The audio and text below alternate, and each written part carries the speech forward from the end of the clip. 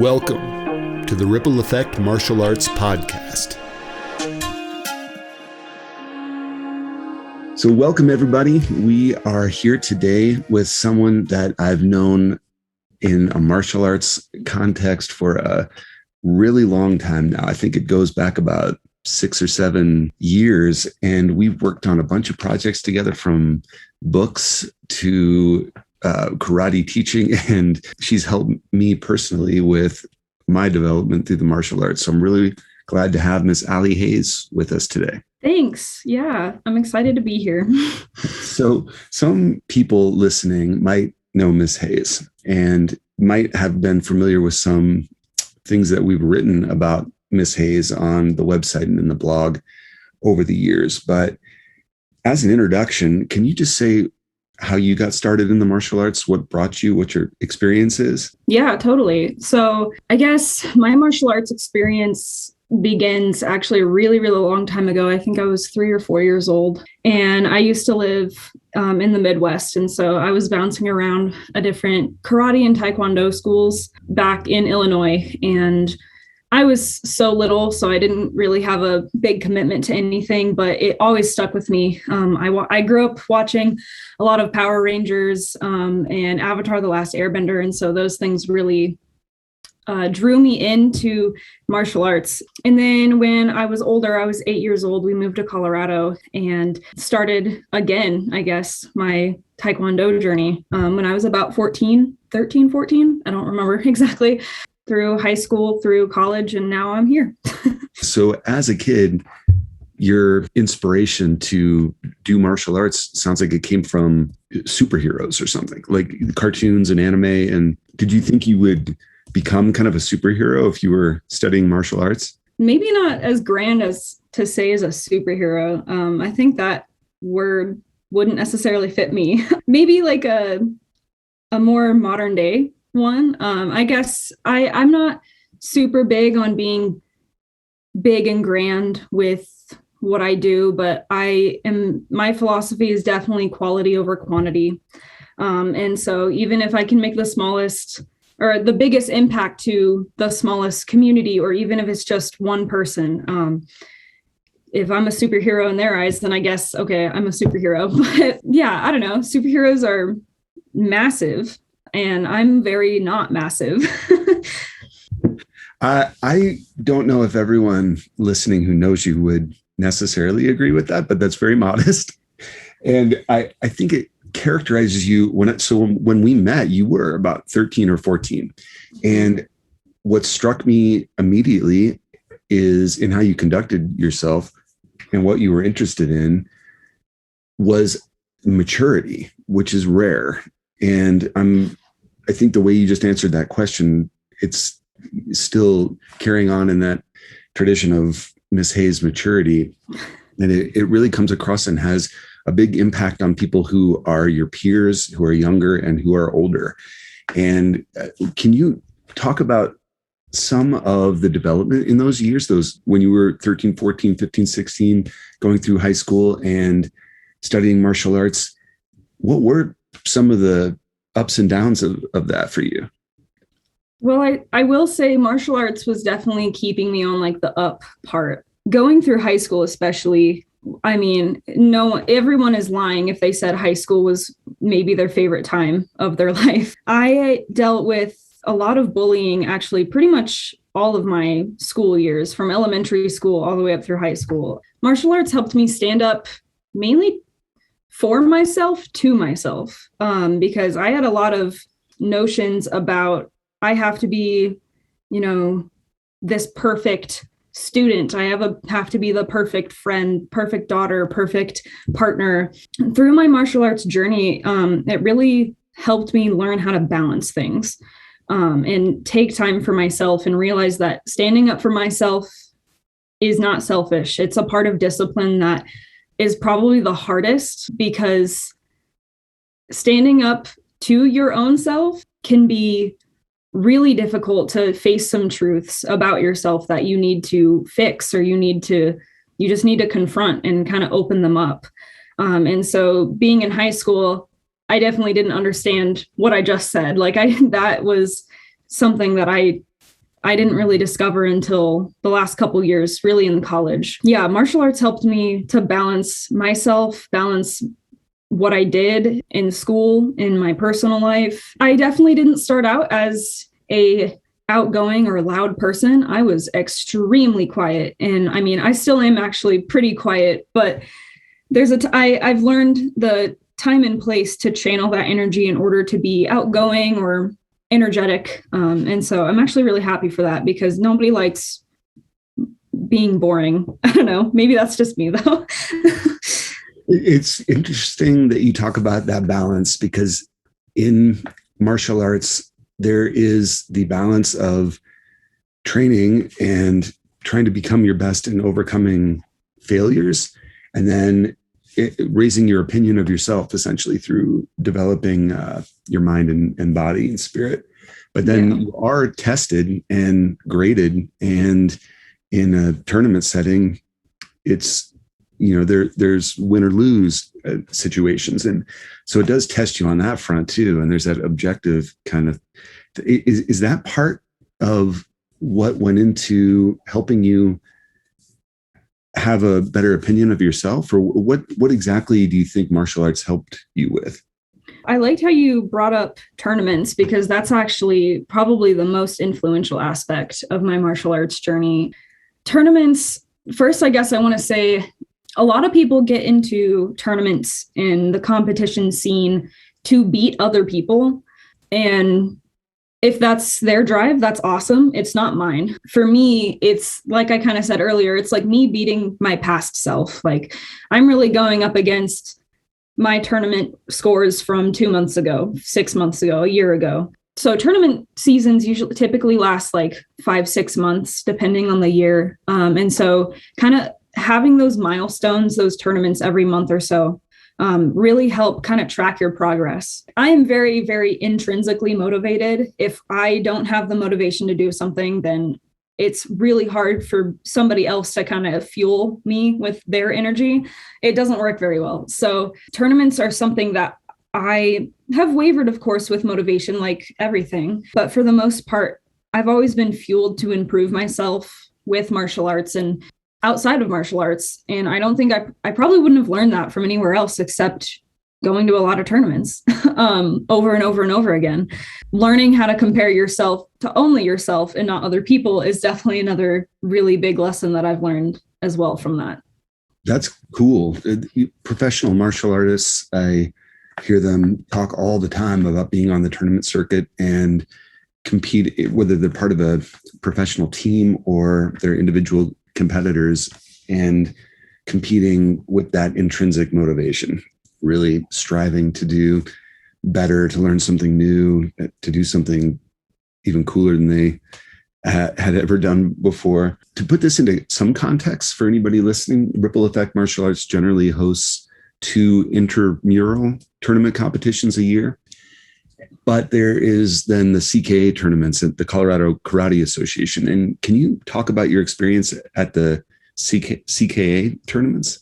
Of course. CKA is very different, but to me, it's different in the best ways. It is definitely the next step that someone who wants to compete should take after competing in 1 or 2 intramural tournaments. Intramurals are also amazing because it really eases students into the tournament scene. But for those who are looking to kind of take not only their competition skills to the next level, but just their overall mindset, attitude, martial arts skills, their technique to the next level, CKA, which is that statewide tournament, is a really great option. Within CKA, I will say it was definitely literally a punch in the face, my very first tournament. I was 15 when I first entered. And very soon after that, I actually had to stop competing in this division. It was the sparring division because of an ankle injury. But those competitors are not there to mess around. They're there to get better. They're there to show off what they've worked on so hard. And I really, really admire that, especially in the women's divisions. I've been seeing a lot of talk about female competitors needing to be humbled, or not just female competitors, but I see it primarily with female competitors about them needing to be humbled after they just won gold. And I'm like, they just won gold in the Olympics. They must have worked so hard for that. And I think, humility is a really, really important thing, not only in martial arts, but throughout your entire life. But I definitely think there's a time and place for you to kind of have a right to celebrate and be loud about your victory, because, oh my goodness, Olympics, gold, first place, even if it's in a small statewide tournament only in Colorado, USA, like that, someone must have been working really, really hard for that. Being in those competition scenes kind of helped me realize it's not selfish that I'm celebrating a giant victory of winning first place or even winning third place, because you don't know people's journeys. Maybe third place, it was their goal. Yeah, that's kind of what it taught me. One of the lessons, I guess. That's awesome. We talk about that a lot, and how martial arts can help. A lot of times, I think the stereotype is a person is kind of out of control, a kid, well, we'll get them into martial arts because they'll learn that discipline, learn how to stand still, learn how to focus. And that is true. But for people, I'm in this category too, where I'm a little more inhibited, and it forces you, it encourages you to come out of your shell, to become louder, to have a voice, to get recognition and be proud of it. And those are incredibly important skills to learn for a young person, or for as you develop through your entire life. And it's awesome that you value that. It's a process, because I know, like with myself, sometimes I will humble myself because I want to feel like I'm not, quote unquote, too much for a group of people or something or someone. There's all that news coming out with the Olympics and specific athletes, and they're self-advocating. I mean, just to give an example, this one isn't necessarily specific to gender, but Simone Biles, she is amazing. Naomi Osaka, I don't know if I think she's in the Olympics, but she's a tennis player who, I think a couple weeks back, I might not get the details of this completely correct, but she withdrew from a press conference and got a lot of lashback because she wanted to focus on her mental health. And that was a similar thing for Simone Biles. Those women are really big inspirations to me. And it also shows that self-advocacy is really important, even in the face of criticism. And that's another thing where I think, linking back to, I was talking about discipline and kind of conquering yourself. Sometimes I don't want to advocate for myself because I feel like I'm being whiny or I'm being too much, but it's something that you can't change how other people react to you, but you can change how you react to yourself. And so if I know my truth and I know that I'm doing what's right for me and what's healthy for me, then and at the end of the day, that's all that is important. And advocating for mental health is a really, really big, important topic. It's really near and dear to my heart. So, and I know it is to so many other people, especially in our little circle here. So, yeah, it's a heavy topic, but it's important. And honestly, I used to, again, shy away from talking about these really big, heavy topics. But when these topics influence people to the point that they want to make themselves smaller, that's when I feel hurt, honestly. Even when it's not me. I used to always feel like I wasn't very empathetic until I guess I grew up and realized that, oh man, I'm not alone. So many other people experience the same thing. And so advocacy is another really big piece that martial arts did help me with. I like to continue that lesson on, because I don't think it's a lesson you learn once and it's done. I have to relearn it from time to time, and those times are very often.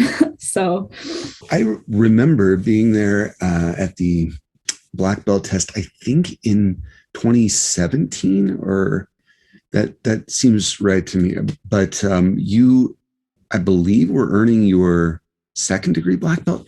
And it took a lot of courage for you in front of hundreds and hundreds and hundreds of people. There were spectators, there were grandmasters, there were all of the black belt testers, and you had to bow out.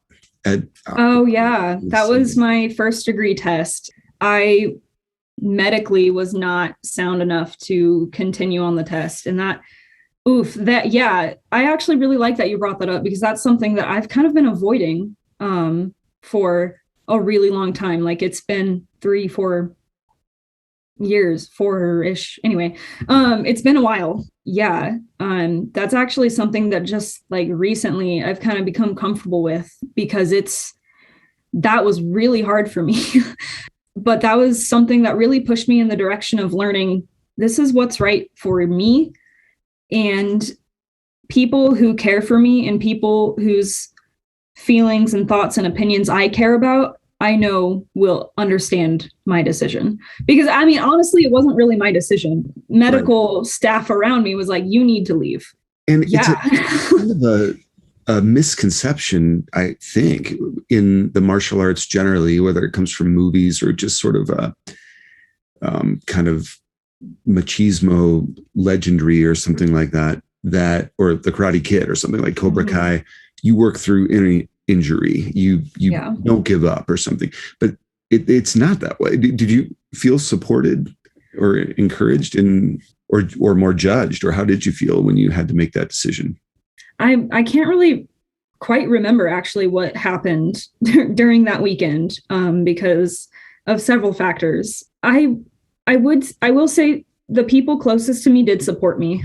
I think at the time I didn't support myself with that. And another thing you mentioned, kind of persevering through injuries and stuff being hard. And I am a really big advocate of perseverance, but I don't know if anyone else has coined this term, so I'm just going to say toxic perseverance is a thing.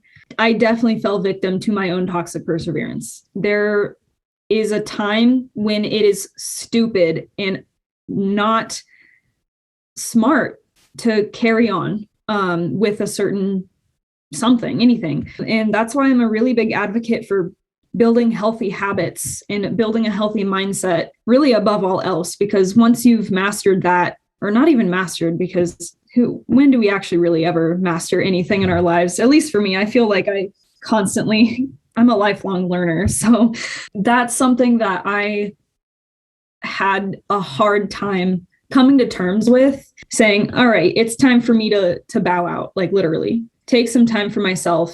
What I think speaks to your perseverance is that this was 4 years ago, and you have gone on to earn several degrees of black belt. You're an instructor. You're the leader of a competitive team. You've been a student of mental health and neurology for some time. Have you graduated college? Yeah, I graduated in May, actually. Congratulations. Yeah. Thank you. Can you tell listeners about how that coincides with martial arts training, or what you've learned? Yeah, I'll keep talking about mental health since we've been talking about that. I see this disconnect between mind and body, or brain and body. So many people believe that they are separate things. And to some people, I'm probably speaking like a different language when I say this, but like on every single level, your brain and your body are connected. And it's something that obviously, I mean, I've spent thousands of hours like studying for tests and everything. So not only do I know like the actual like science behind neuroscience, but it's awesome to see it in day-to-day life too, because your brain obviously never leaves. You are constantly under its control. You're also constantly in its presence. Can you say something about what is going on neuroscientifically when, let's say, a 10-year-old kid is standing at attention at a test and is about to be tested on their knowledge of forms, or for you, if you can look back and reflect on that those kinds of feelings, the nerves, or obviously I don't know the science, so I need your help elucidating this. But all good. I think that everybody, including me, when you enter into a martial arts school or a testing environment or the beginning of prep cycle or something, the nerves are enormous. Or at a tournament before you're about to spar or compete, the nerves are enormous. And there's something going on there between mind and body.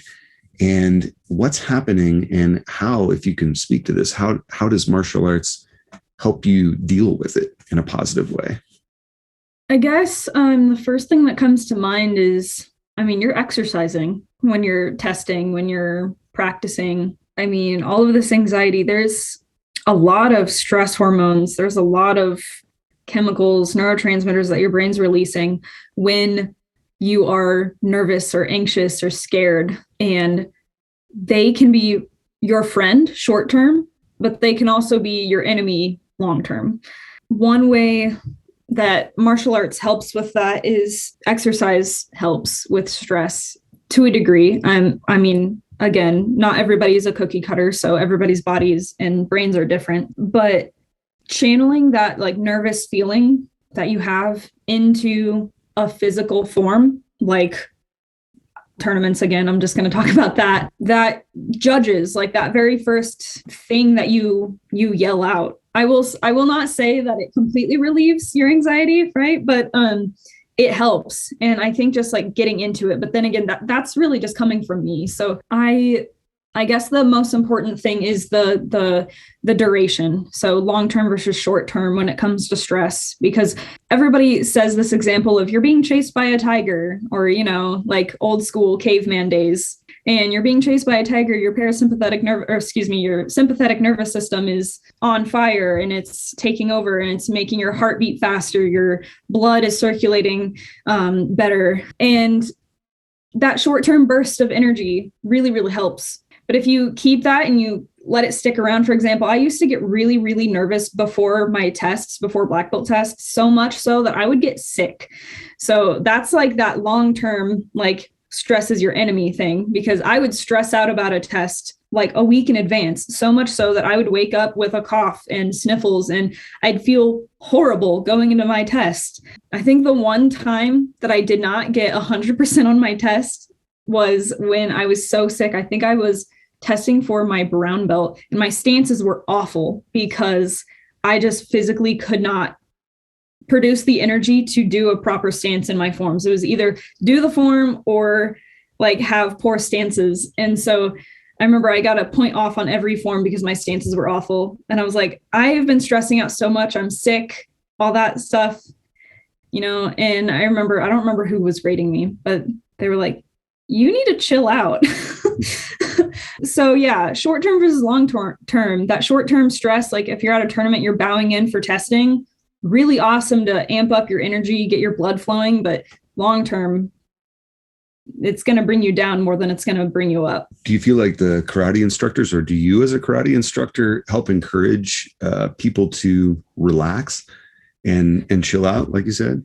I think more so now than ever, honestly. I've been seeing this shift, and it's not just with us, but it's with a lot of people focusing on that mental health, especially with the pandemic going on still. And I know that lesson I learned at my very first, not my very first, but that black belt test when I had to bow out, really taught me that if I keep encouraging my students to push past their limits, nothing is going to come out except, you know, stress and sickness. I always knew that, but having that happen to yourself really does open up your eyes, and you're like, man, I should be a little more compassionate and make sure that I'm teaching my students, and maybe not just my students, but those around me who I influence, to take care of themselves, build healthy habits, build rest days into their routines. Like when I taught prep cycle, my biggest thing was, I do not want you to do your routine every single day. You're going to burn out. I want you to go push past black belt, first degree, get to second degree, third degree, and make sure that you're building healthy practice habits and healthy resting habits so you don't burn out. The idea behind testing your limits is you find out, maybe you can do 10. The classic example is I can't do one push-up. So you work on it and you get to that one push-up level. Now you're working for 5. Now you're working for 10. Are you going to work to 1,000? Maybe not, but you've tested your limits, and therefore the limit disappears as you kind of improve. And I think that everyone in martial arts has their own struggle. For you, it was stress and stances and things. For some people, it's memorization. For a lot of people, it's focus, I think. And can you talk about being an instructor and being on that other end of the table and testing other students and what you maybe see out on the floor and how you help people with their struggles there? Of course. I want to go back to, I was talking earlier about balance is not only building in those rest days or rest periods, I should say, but also making sure that you are appropriately challenging yourself. Actually, I was teaching a red belt class not too long ago, and we did that classic drill. If somebody touches their foot to the ground during our holdout wall side kicks, then we're going to start over from 10. I probably was counting down from 10 for about 2 minutes. It's something that when it comes to side kicks, was the example that I've used a lot when I'm actively teaching in class. And I tell them the story of when I was going through my prep cycle, testing for my black belt, I had to hold it out for 5 minutes above my hip. For me, they made it shoulder level because I have the flexibility to get it up there. And holding out your leg for 5 minutes shoulder level is really tough. And I kind of tell the students that, this is what you might have to do. Like, you're going to have to do these really big feats in order to get your black belt, in order to make your black belt meaningful and worth something. And they kind of look at me and they look so defeated. And I'm like, okay, well, that's not the message I was trying to give. Like, you need to do this or else you fail. It's more so you have nearly 2 more years to get there. What has to happen is those balanced increments of rest, challenge, or rest. I'm going to stay at holding my leg up for 10 seconds because I challenged myself every day this week. And today's going to be, I'm still going to work, but I'm not going to push myself. It's finding those appropriate times to push past your limits. But if you're constantly pushing past your limits and you're feeling burnt out, you don't feel energized, then maybe it's time to take a step back. And so that's kind of what I tell my students with black belts I see. And I went through this too. And I think everybody did at one point, is once you hit black belt, you're like, oh man, I just got my first degree black belt. I feel like I'm on top of the world. And then you realize there is a whole other mountain range right in front of you. That's when I'm kind of like, okay, well, you did just work your butt off for like a year in prep cycle. So you definitely do deserve like a week off to chill out. But then it's like, all right, let's get back to building those healthy habits. How did you get interested in the fan as a weapon? Yeah, that's a good question. In Avatar: The Last Airbender, in that universe, there's this group of warriors called the Kyoshi Warriors, and their main weapon, well, they have a couple, but their main weapon is the fighting fan. They also have like different types of Japanese swords, shields, and they do a lot of hand-to-hand combat. But in that universe, you either are able to like bend elements or not. And so a lot of these people are non-benders, and they pick up the fan and do really cool stuff with it. So you look very serious, like traditional in your presentation and in that form. Is there a name for that form, or how did you learn that? Oh, well, I created that form. The traditional fan forms, there's with wushu, which is the style of martial arts, my style of fan comes from. That style is so old that the traditional kind of forms have kind of died out, or there's so many variations of them that like they kind of just don't really exist anymore. I've been just taking bits and pieces of different forms. Like, I know there's a open hand wushu form that I took a little bit of that and I just added the fan in there. And so yeah, that one doesn't have, I guess, yeah, that one that I did with my golden fan it doesn't have a name. The one that I did for my 3rd degree test in May, I would say that's like my very first like official fan form that I made. And I taught a portion of that at the summer camp, my first day on that Monday. And I think the kids really liked it because they were having a blast. So that was really fun. That's awesome. So you started your own fan form tradition. Yeah, I guess so. That's really cool.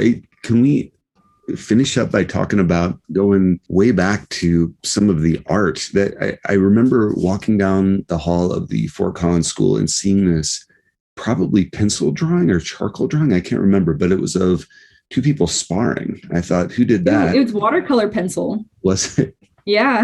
That was awesome. Master Me said, that's Allie Hayes. She did that. And I thought, wow. And we went on to do a few collaborative works that people can check out for free if you want to on our YouTube channel. But that is Miss Hayes' artwork. And how did you get into art, or how are you inspired to represent martial arts in art?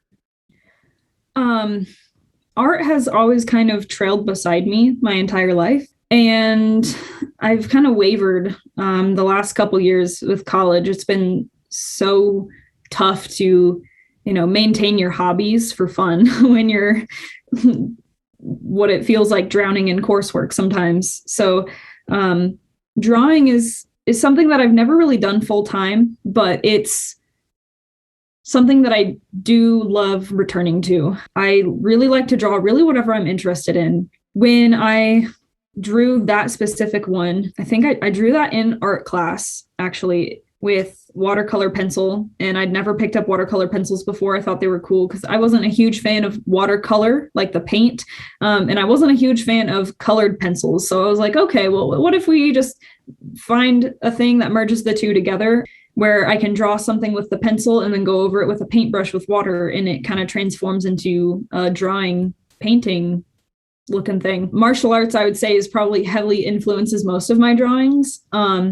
Avatar, The Last Airbender, Legend of Korra, I draw a lot of that. I draw a lot of creatures and characters from different anime that I've watched, books I've read, X-Men. I love X-Men, the comics. So I've drawn a lot of fan art of Dark Phoenix. She's my favorite. So that's really cool. Also neuroanatomy, actually. For neuroanatomy, there's coloring books that you can buy, but I was like, why spend $30 on a coloring book when I can just draw it myself? And it actually really, really helped me study. I would also draw sequences of forms, which I'm actually working on right now with Mrs. April Franks and Mr. Olmsted, going through all the forms and redrawing every single technique. For anyone, young person or the parent of a young person considering getting into karate or what it means to earn a black belt, is there anything that you can say about your experience or what might be meaningful for them in doing that?